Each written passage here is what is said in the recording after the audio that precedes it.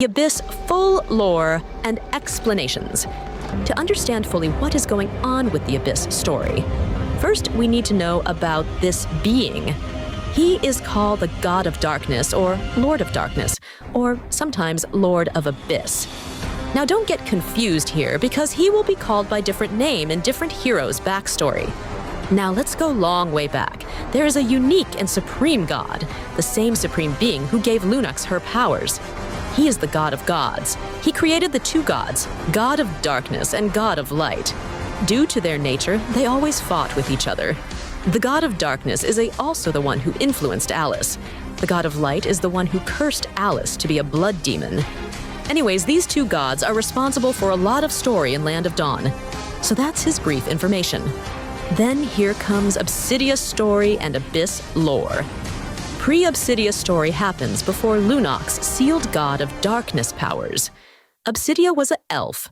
Her race almost faced extinction due to lack of resources and food. Obsidia was among them.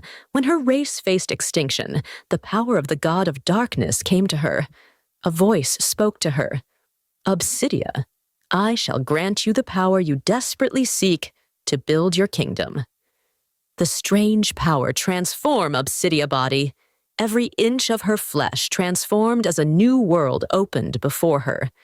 The God of Darkness's chisel carved a void in her mind, forcefully filling it with power, wisdom, and vitality, painful, yet intoxicating.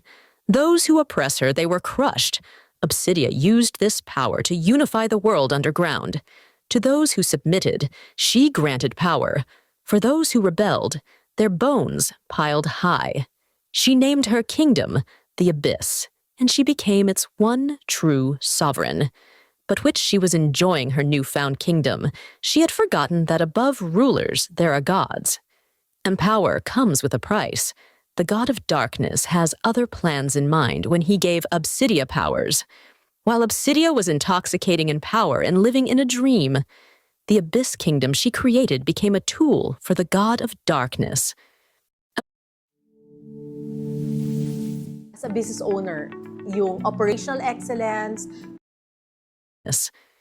Obsidia's subjects were used by God of Darkness to fight against the God of Light in war, which was known as the First Endless War. Those demons granted power by God of Darkness lost their reason and will, and like entranced puppets, marched to their deaths in an eternal battle. Even Obsidia's own mind was corrupted by the God of Darkness influence, like a thick sludge of chaotic noise seeping in despite her resistance. Obsidia thought coldly. The God of Darkness had finally revealed its fangs. This was no longer her kingdom, but a spawning pool to fuel the god's cosmic game of war. Her subjects were summoned at will and discarded just as easily. She felt no fear, no regret, no remorse, only endless killing intent. But this was her realm, and life and death here was hers to decide. If the God of Darkness would break its promise, then let this place become its grave. Obsidia struck a devastating blow to the God of Darkness during its war against the God of Light, but she was mortally wounded in the process. During the endless war of light and dark, Lunox sealed both the powers of God of Light and God of Darkness in the Twilight Orb, and the Twilight Orb was scattered into fragments in different parts of Land of Dawn. The God of Light and God of Darkness both went into hiding, trying to cultivate more power for their revival. The God of Light stayed in the Light Kingdom, also known as Moniyan Kingdom, while God of Darkness hid in the Abyss. During the war, Obsidia was mortally wounded, and soon the demons in the Abyss, seizing the opportunity, rose in rebellion for the throne.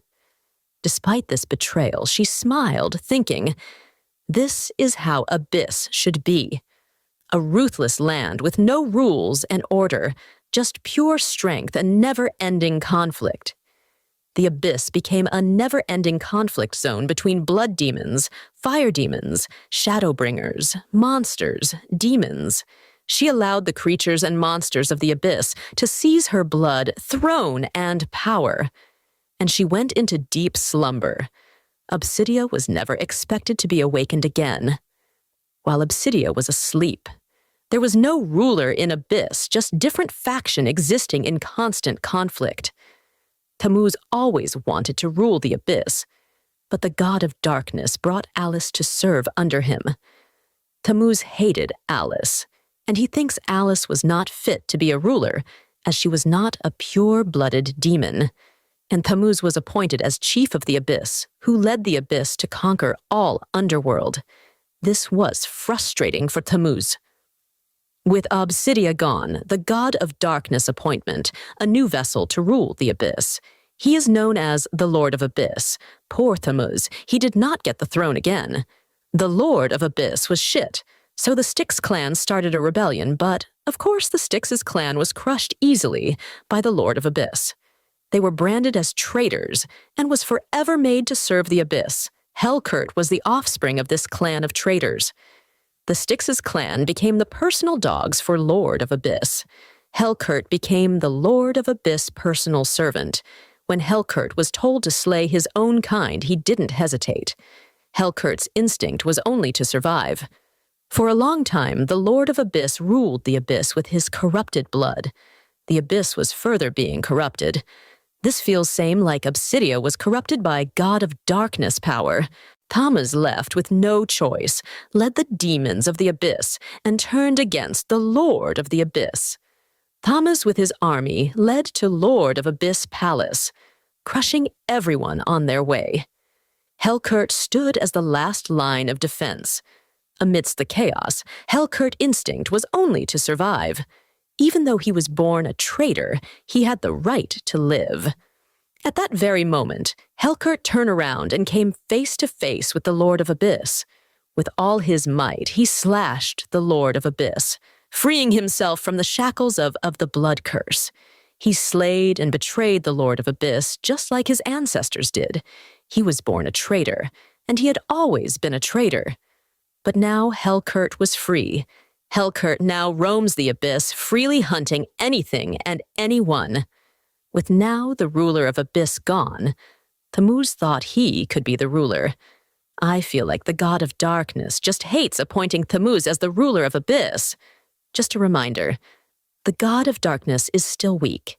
He is still trying to restore his power. Instead of him ruling directly, he just appointed puppets to do the work for him. The Abyss with the Lord of Abyss gone.